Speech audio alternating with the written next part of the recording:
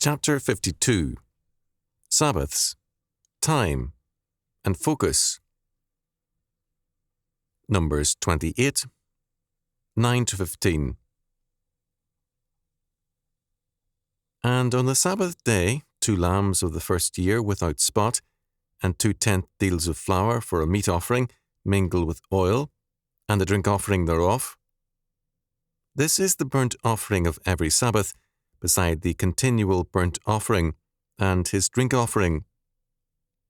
And in the beginnings of your months ye shall offer a burnt offering unto the Lord, 2 young bullocks and 1 ram, 7 lambs of the first year without spot, and 3 tenths deals of flour for a meat offering, mingled with oil for 1 bullock, and 2 tenth deals of flour for a meat offering, mingled with oil for 1 man. And a several tenth deal of flour mingled with oil for a meat offering unto 1 lamb, for a burnt offering of a sweet savour, a sacrifice made by fire unto the Lord. And their drink offerings shall be half an hin of wine unto a bullock, and the 3rd part of an hin unto a ram, and a 4th part of an hin unto a lamb. This is the burnt offering of every month throughout the months of the year.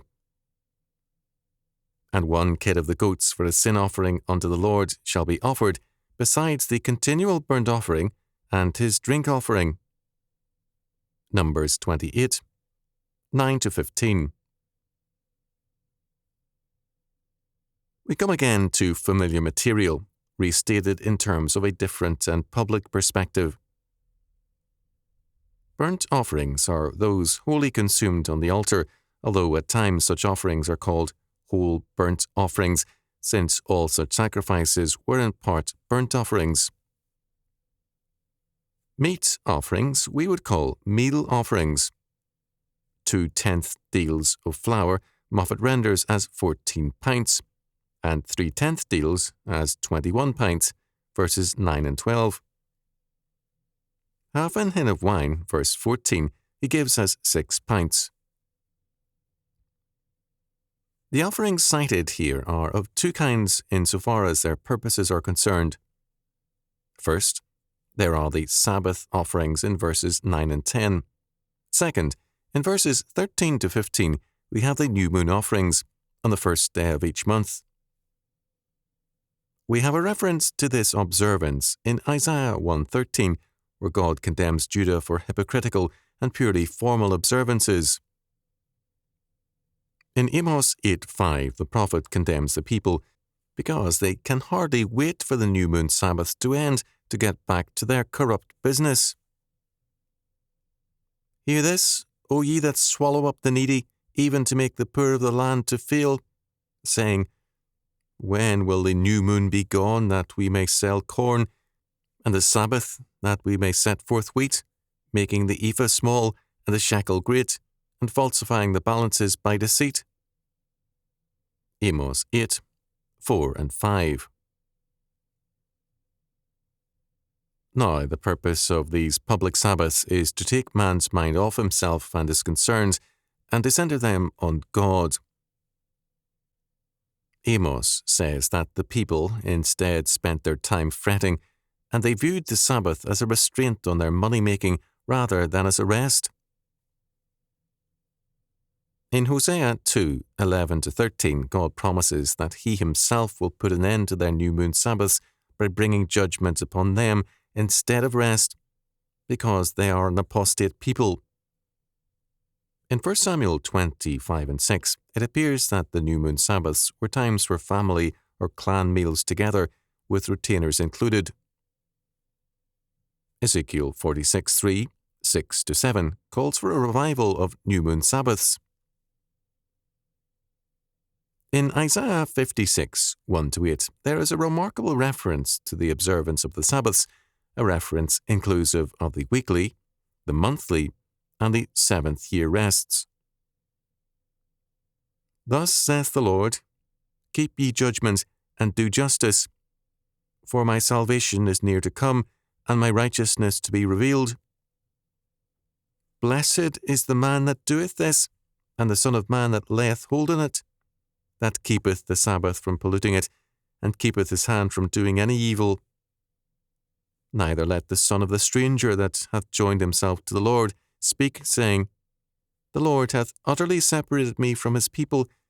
Neither let the eunuch say, Behold, I am a dry tree. For thus saith the Lord unto the eunuchs that keep my Sabbaths, and choose the things that please me, and take hold of my covenant.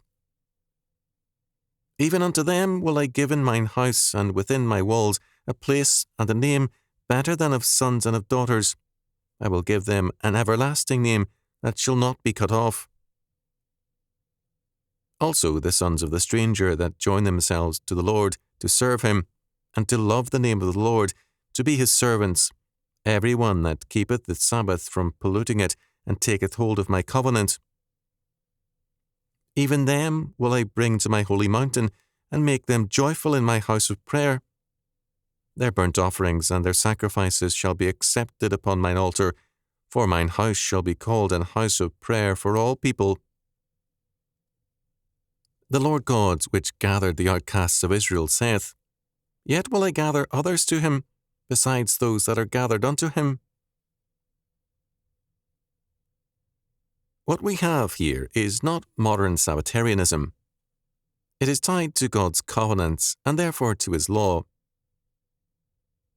Its goal is the full observance of the Sabbath, weekly, monthly, and every seventh year. It means freedom from long-term debts and for God-centered living. God promises great blessings to all who take hold or hold fast to his covenant. Verse 4. In the words of Amos 8, 4 and 5, we have a condemnation of a purely formal obedience, whereas in Isaiah 56, 1 to 8, God declares that he will bless those who obey his Sabbaths in all their ways. According to Walter Riggins, a rabbinic treatise on Exodus 31:14 comments, Furthermore, whoever keeps the Sabbath testifies of him at whose word the world came into being, that he created the world in 6 days and rested on the seventh. We are required to view both ourselves and time under the light of God's word. We are his creation, and so too is time. Men have always had forms of reckoning time, and the most common has been a statist calendar and perspective.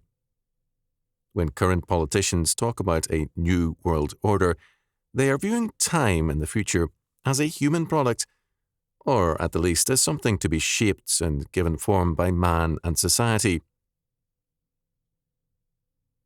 The true purpose of all Sabbaths is to teach us that God is the Lord. Psalm 90 is a prayer of Moses, and it is a great commentary on time. Moses sees time as totally God's instrument, whether it be man's lifespan or the world and its course, and he prays, So teach us to number our days, that we may apply our hearts unto wisdom. Psalm 90:12. We are to see all things as God's work, and so Moses concludes, Let thy work appear unto thy servants, and thy glory unto their children. And let the beauty of the Lord our God be upon us, and establish thou the work of our hands upon us. Yea, the work of our hands establish thou it. Psalm 90:16 and 17. His prayer that the beauty of the Lord our God be upon us is a request that his magnificence, his loving favour, and the glory of his grace be upon us, and understood in some degree by us. We are to see time not as a burden, but as an opportunity from God.